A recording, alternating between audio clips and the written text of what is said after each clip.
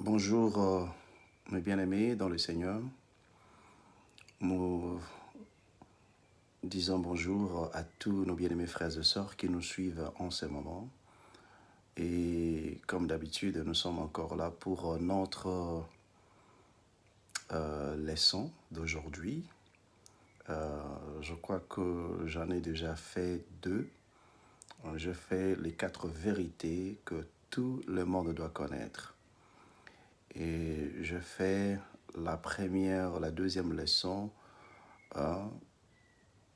que nous avons vu la fois dernière, c'est-à-dire le bénéfice du salut. Ok. Alors, nous sommes en train toujours de continuer notre enseignement sur comment gagner une âme. Ok. Comment gagner une âme. Je sais que c'est un long processus. Ça peut prendre du temps. Mais lorsque vous suivez les instructions que nous sommes en train de vous donner par le Saint-Esprit, je pense que gagner une âme, je sais que ça peut être facile. Alors, d'emblée, j'aimerais vous dire que la puissance du témoignage consiste simplement à parler de Jésus à quelqu'un et de laisser le résultat au Saint-Esprit. Je vous dirais que ce n'est pas une personne qui peut toucher le cœur d'une personne pour que la personne se convertisse.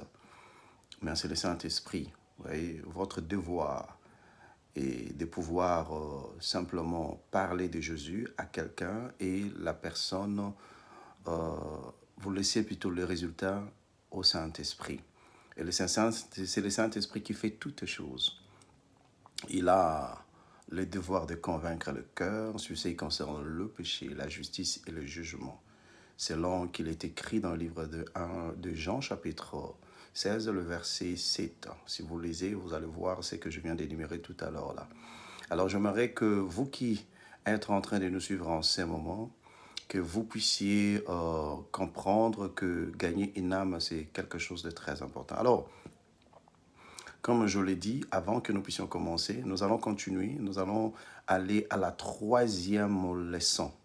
La troisième leçon, mais avant que nous démittions, comme d'habitude, nous sommes des enfants de Dieu, on doit toujours remettre toutes choses entre les mains de Dieu parce que nous ne faisons pas des choses pour nous-mêmes, nous faisons les choses pour Dieu et que c'est Dieu qui peut, par nous, parler à son peuple. Dieu a toujours mis une parole en nous, Dieu a toujours mis l'intelligence et la sagesse. Il a, par le Saint-Esprit, convainc le cœur de tous ceux qui nous suivent. Voilà pourquoi nous allons devoir commencer par une petite prière avant de commencer notre leçon. Comme je l'ai dit, nous allons étudier quelque chose et c'est donc la troisième leçon.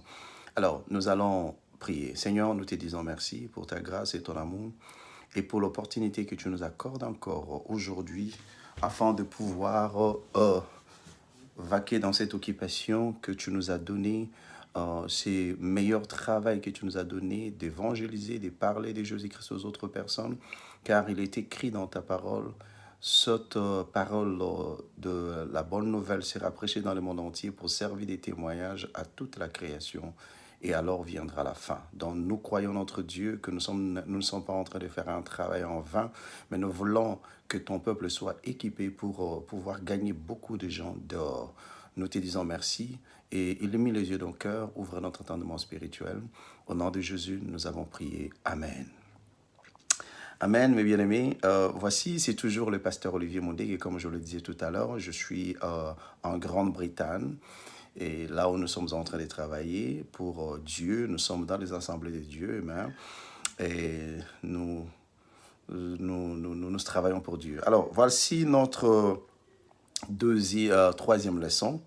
La troisième leçon, c'est les 4 domaines spirituels que vous devez développer. C'est-à-dire que après que vous ayez dit les 4 vérités à la personne, vous avez dit le bénéfice du salut, mais maintenant, il faudra enseigner à la personne les 4 domaines spirituels qu'elle doit développer, que cette personne doit développer. Il y a 4 domaines spirituels que chaque chrétien, lorsqu'il reçoit Jésus-Christ comme Sauveur et Seigneur, doit développer dans sa vie.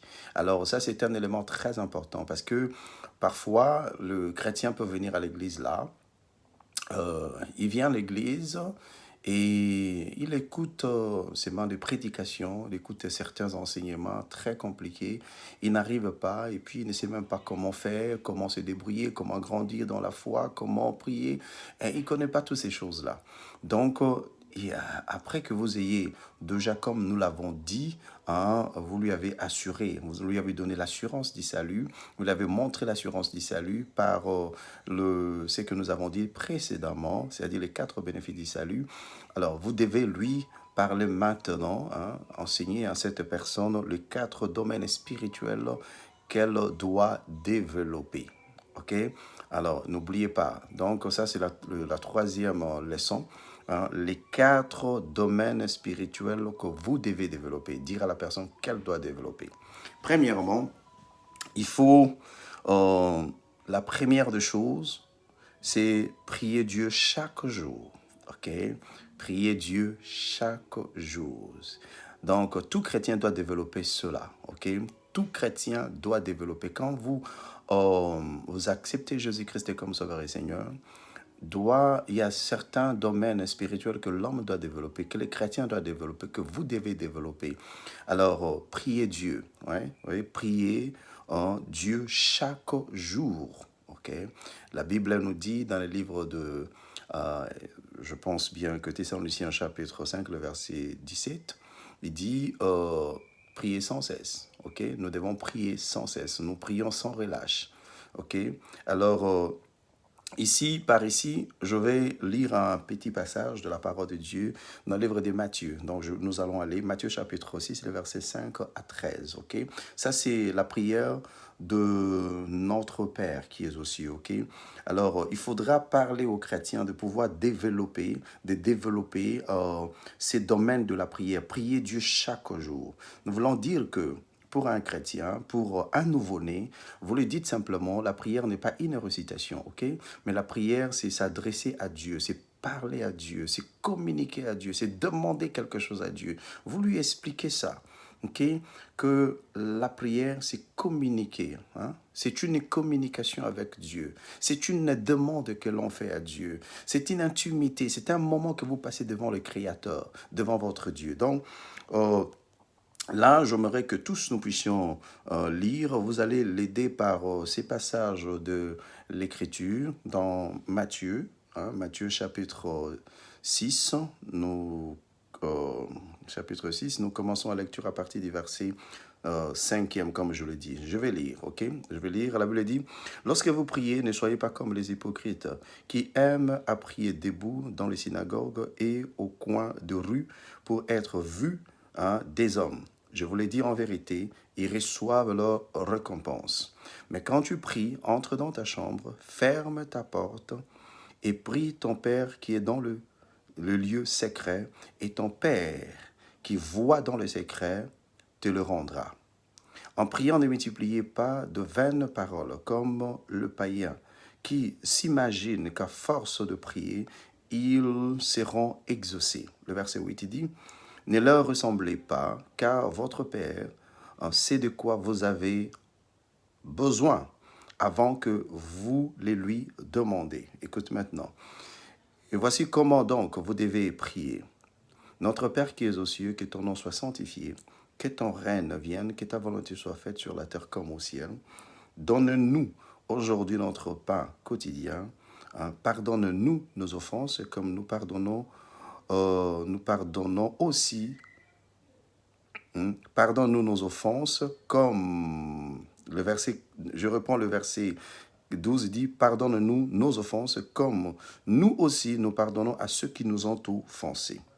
Ne nous induis pas en tentation, mais délivre-nous du malin, car c'est à toi qu'appartiennent dans tous les siècles le règne, la puissance et la gloire. Amen.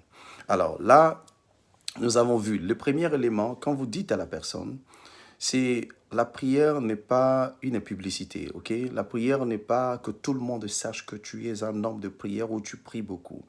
Okay? Mais la prière, comme je l'ai dit, c'est une communication avec Dieu. Tu communiques, tu parles. La prière aussi, c'est une demande. La prière, c'est une intimité. Alors, il y a des choses, il y a plusieurs sortes de prières. Peut-être nous allons développer ça plus tard, mais je suis en train simplement de vous aider. Comment vous pouvez dire à la personne comment elle doit développer ses, euh, développer ces domaines spirituels qui est la prière, prier Dieu chaque jour. Et puis, il faudra savoir que la prière n'est pas une récitation, comme nous l'avons vu là, il y a beaucoup de gens qui le disent, mais c'est un modèle de prière que le Seigneur Jésus-Christ nous a laissé, un modèle. Mais n'est pas parce que quand tu récites cette prière, par exemple, tu as mal au dos et tu veux que le Seigneur te guérisse. Tu ne vas pas venir dire notre Père qui est aux cieux, hein, que ton nom soit sanctifié. Non. Quand tu as mal au dos, par exemple, tu veux que le Seigneur te guérisse et tu dis, Seigneur, je viens devant toi. Tu as dit dans ta parole que par le maîtressure de Jésus, nous sommes guéris. Et voilà, j'ai un mal au dos. J'aimerais que, au nom de Jésus-Christ, tu me guérisses maintenant. Et tu ordonnes à la maladie de quitter ton corps. La maladie quitte, mais tu ne fais pas une récitation. Donc la prière n'est pas une récitation. Comme nous l'avons dit, la prière c'est une demande. Donc tout chrétien doit développer cela. C'est une demande et nous croyons qu'il y a plusieurs sortes de prières. Le jour où le Seigneur permettra, nous allons développer cela. Nous avons la prière. La louange c'est une prière. L'adoration c'est une prière. Vous voyez, demander pardon c'est une prière. Ok? Et la prière d'autorité, c'est une prière. La requête, c'est une prière. Hein, les actions de grâce, c'est-à-dire la prière des actions de grâce, c'est une prière. La prière, il y a beaucoup de... La prière de supplication, il y a plusieurs sortes de prières. Et puis, ici, nous sommes en train simplement de vous montrer comment Jésus a dit à ses disciples de prier, mais n'est pas une récitation, c'est un modèle de prière qu'on peut développer cela. Chaque étape de cette prière, on peut développer chaque étape de cette prière. Alors, nous croyons que chaque chrétien, lorsque vous avez des problèmes, vous avez des difficultés, il y a parfois la vie chrétienne, il y a des hauts et les bas. Il y a des moments où vous sentez que c'est comme si Dieu était loin de vous. Il y a des moments où vous sentez souci, vous sentez le souci, vous sentez le problème. Alors, quand vous développez cette sorte de domaine spirituel, vous entrez dans l'intimité de Dieu. Le Seigneur peut vous parler. Dans la prière, Dieu vous parle aussi. La prière, vous ne parlez pas simplement comme un perroquet, non. Mais la prière, vous parlez, vous laissez aussi un moment de silence, vous gardez un moment de silence, on demande au Seigneur de parler. Donc, nous croyons que ça, c'est le premier point, que chaque chrétien, il faut dire à la personne de pouvoir développer ces domaines spirituels. Donc, je dis, il y en a 4. Donc, le premier domaine, c'est le domaine de la prière. C'est un domaine très, très, très vaste. Si nous commençons à développer ces domaines de la prière-là, nous ne saurons pas finir ça. Mais, donc, ça, c'est le premier domaine. Donc, le premier domaine, c'est le domaine de la prière, comme nous venons de voir tout à l'heure. Alors, la deuxième chose, que le deuxième domaine spirituel que la personne doit développer, c'est méditer la parole de Dieu chaque jour. Méditer la parole de Dieu chaque jour. Là, nous pouvons lire dans le livre de Josué chapitre 1, nous connaissons tous, dans le livre de Josué chapitre 1, et nous lisons le verset 8e. Josué chapitre 1, nous lisons le verset 8. Le verset 8 dit ceci, Josué chapitre 1, nous avons dit Josué chapitre 1, nous lisons le verset 8. Écoute ce que la Bible dit. Que ces livres de la loi ne s'éloignent point de ta bouche. Médite-les jour et nuit pour agir fidèlement selon tout ce qui est écrit, car c'est alors que tu auras du succès dans tes entreprises, c'est alors que tu réussiras. Donc, deuxième domaine, que chaque chrétien, après avoir accepté Jésus-Christ comme Sauveur et Seigneur, doit développer la méditation de la parole de Dieu. Comprenez, je dis la méditation. Je vais donner une explication plus claire, plus peut-être une définition plus claire et puis plus simple pour que vous puissiez comprendre. Si vous dites à une personne, la méditation, c'est une réflexion profonde de quelque chose, ok? Une réflexion profonde de quelque chose. La méditation n'est pas quand vous êtes en train de lire un journal ou bien un roman policier ou bien un arlequin. Non. Et c'est pas comme ça. Dans la méditation, c'est-à-dire vous prenez le temps, vous pouvez lire, vous pouvez méditer un seul verset de la parole, ou bien les 5 premiers versets d'un chapitre. Vous développez cela, vous méditez, hein. En méditant, vous posez par exemple la question, hein, qu'est-ce que ce verset veut dire pour moi? Qu'est-ce que ce verset dit? Vous commencez d'abord par la méditation en posant des questions telles que, que dit ces passages? Ok? Que dit ces passages? Quels sont les personnages qui sont dans ces passages? Quelle est la leçon que ces passages donnent? Quelle est la leçon que ces passages donnent? Et ensuite, vous dites, vous réfléchissez, qu'est-ce que Dieu veut me dire ici? Hein? Qu'est-ce que Dieu veut me dire ici? Et puis, comment je dois appliquer ça dans ma vie? Ça, c'est ce qu'on appelle la méditation. La méditation n'est pas simplement quand vous lisez les livres comme ça, mais lis la Bible en cherchant par le Saint-Esprit à la comprendre, à comprendre la pensée. Parce qu'il y a la pensée, hein, il y a l'esprit de l'écriture. En fait, vous pouvez lire, mais il y a un esprit de l'écriture. Il y a un esprit qui donne la vie dans cette écriture. Donc, nous croyons que vous développez cela et la personne, c'est un domaine très, très, très important. La Bible dit, dans les livres nous pouvons lire rapidement, je disais que nous pouvons lire dans Psaume, vous voyez, dans Psaume, hein, chapitre 1er, le verset 1 aussi, la Bible dit ceci. Heureux l'homme qui ne marche pas selon les conseils des méchants, qui ne s'arrête pas sur la voie de pécheurs et qui ne s'assied pas en compagnie des moqueurs, mais qui trouve son plaisir dans la loi de l'Éternel, qui la médite jour et nuit. Vous voyez, les termes, le mot, le verbe, hein, qui la médite jour et nuit. Le verbe méditer vient toujours, hein, qui la médite jour et nuit. Il est comme un arbre planté près d'un courant d'eau, qui donne son fruit à sa saison et dont le feuillage ne s'effétrit point. Tout ce qu'il fait lui réussit. Il n'est pas comme de méchants. Il n'est pas comme des méchants. Ils sont comme la paille que le vent dissipe. Alors, ce que je voudrais dire ici, vous voyez dans Psaume chapitre 1, verset 1, je lis jusqu'au verset 4, mais ce qui est important jusqu'au verset 3e. Vous voyez là, la Bible nous parle toujours de la méditation. La Bible dit, et l'homme qui ne s'assied pas en compagnie de mon cœur. Non de... Alors, la Bible nous parle de la méditation de la parole de Dieu. Donc, nous devons méditer la parole de Dieu. Chaque jour, méditer la parole de Dieu. Chaque jour, méditer la parole. Donc, il faut demander à la personne de méditer la parole de Dieu chaque jour. Excusez-moi pour cet incident. C'est un peu mon enfant qui passait là tout à l'heure, mais écoutez, sorry. Alors, il faut dire à la personne de méditer la parole de Dieu chaque jour. Je dis la méditation, c'est une profonde réflexion de la parole, une profonde réflexion, sérieuse et profonde.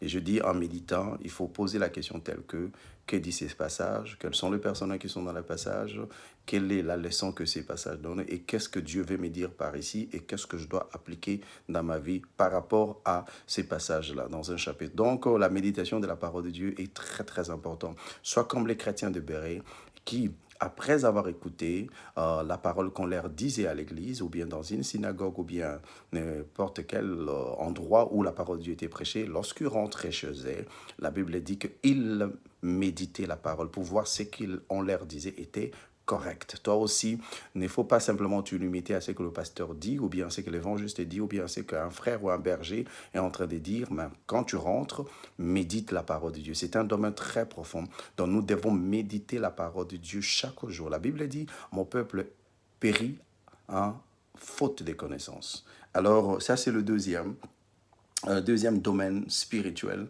que vous devez développer. Je dis que nous n'entrons pas dans le détail, mais nous sommes en train simplement de vous montrer comment vous pouvez faire pour enseigner une personne qui s'est converti, hein, que vous êtes en train de chercher à amener au Seigneur. Ok. Alors, troisième des choses que vous devez faire, il faut aller régulièrement à l'église. OK? Il faut aller régulièrement à l'église. Ça, c'est la troisième des choses. Ça, c'est quelque chose de très, très important. La Bible nous dit dans le livre des Hébreux, hein, chapitre 10e, hein, Hébreux chapitre 10, je vais les lire. Hébreux chapitre 10, nous lisons chapitre 10 et à son verset 25. Nous lisons, je vais lire avec vous. Voici ce que la Bible nous dit ici. N'abandonnons pas notre assemblée comme c'est la coutume de quelques-uns, mais exhortons-nous réciproquement, et cela d'autant plus que nous voyons, vous voyez s'approcher le jour. Je reprends, n'abandonnons pas notre assemblée comme c'est la coutume de quelques-uns, mais exhortons-nous réciproquement, et cela d'autant plus que vous voyez s'approcher le jour. Ok? Donc, ici, la Bible nous demande de ne pas abandonner notre assemblée. Ok?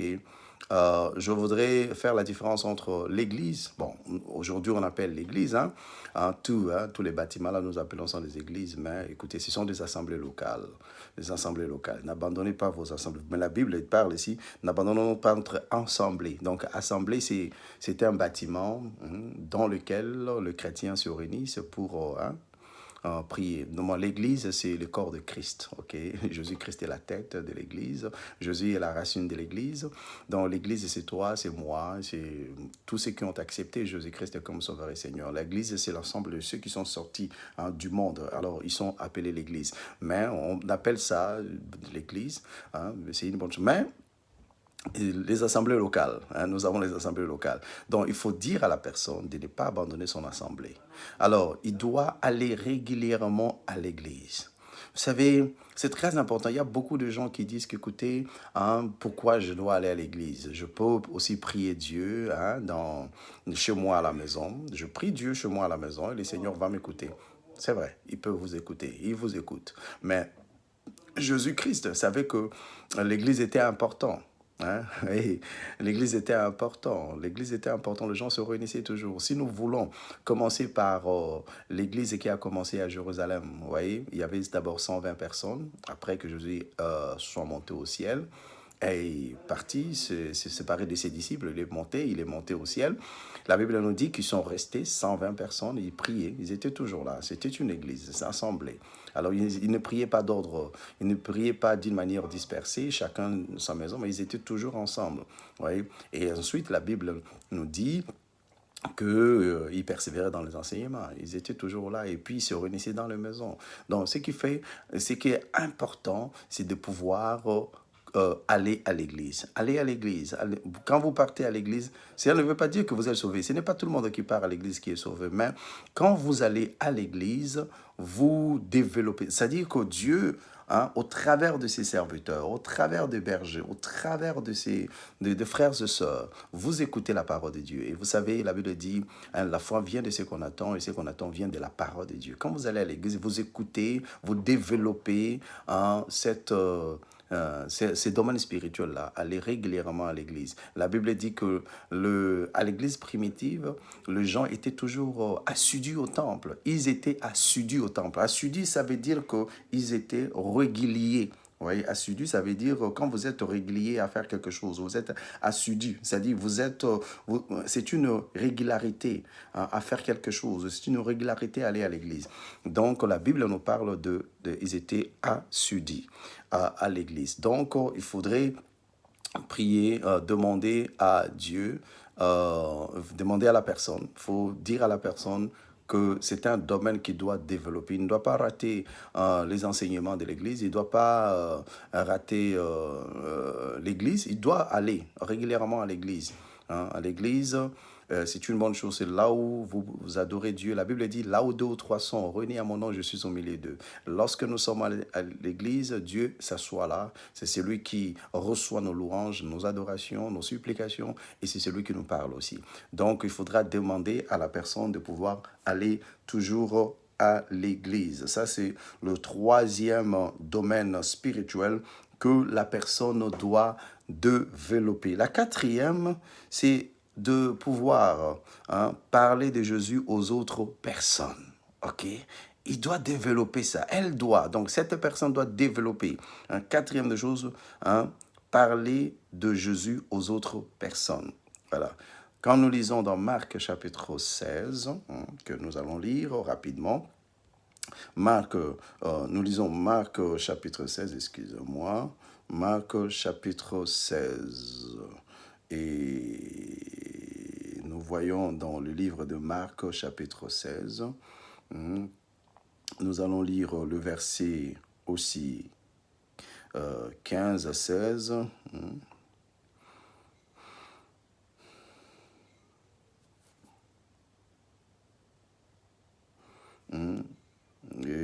Excusez-moi. Là, nous allons lire Marc chapitre 7, verset 15 à 16. 15 à 16. Nous allons les lire. Un instant, je prie du temps. Sorry, 15 à 16. La Bible dit, puis il leur dit, allez par tout le monde et prêchez la bonne nouvelle à toute la création. Celui qui croira et qui sera baptisé sera sauvé, mais celui qui ne croira pas sera condamné. Voilà. Donc, nous voyons là, c'est Jésus-Christ qui parle ici. Il parle aux apôtres. Donc, il s'adresse à nous, nous tous qui sommes chrétiens. Jésus s'adresse à nous. Il dit ici, allez par tout le monde. Donc, un chrétien, c'est un devoir, c'est une obligation. Quand vous êtes chrétien, vous êtes sauvé, vous devenez enfant de Dieu, vous avez un devoir de pouvoir annoncer la parole de Dieu à tout le monde. Il faut développer ces domaines-là, parler de Jésus-Christ à tout le monde, faire des disciples. Donc vous aussi, tel que vous êtes là, ne gardez pas...